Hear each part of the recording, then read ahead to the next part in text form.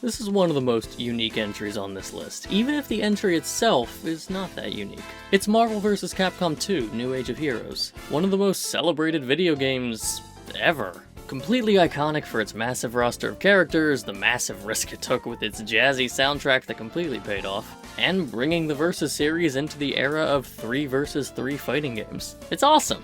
I'm not good at it, but experimenting with random, weird, or thematic team comps and seeing what unique things they can pull off together is really enjoyable. The visual style feels really nostalgic and of its time, while still being completely appealing to look at today, I think.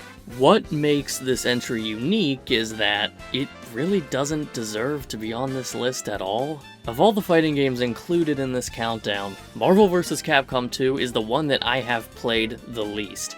By far.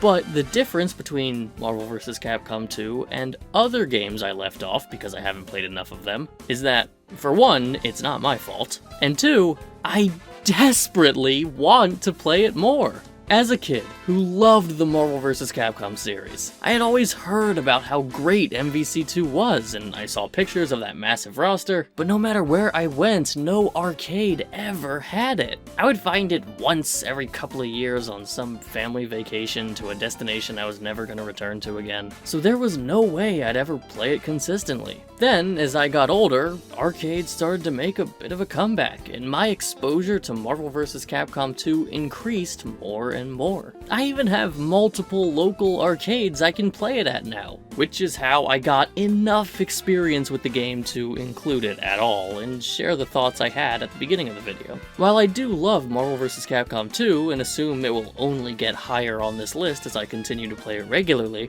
what makes it worth talking about to me is that it's kind of the only instance in my life of having to seek out a fighting game at an arcade, and early on, those encounters were not common. There was just no other way for me to play this game without spending triple digits on eBay. Simply put, the joy I felt upon even just seeing this game in person and getting just 10 minutes with it earns it its spot on this list, as unconventional of a spot as it is.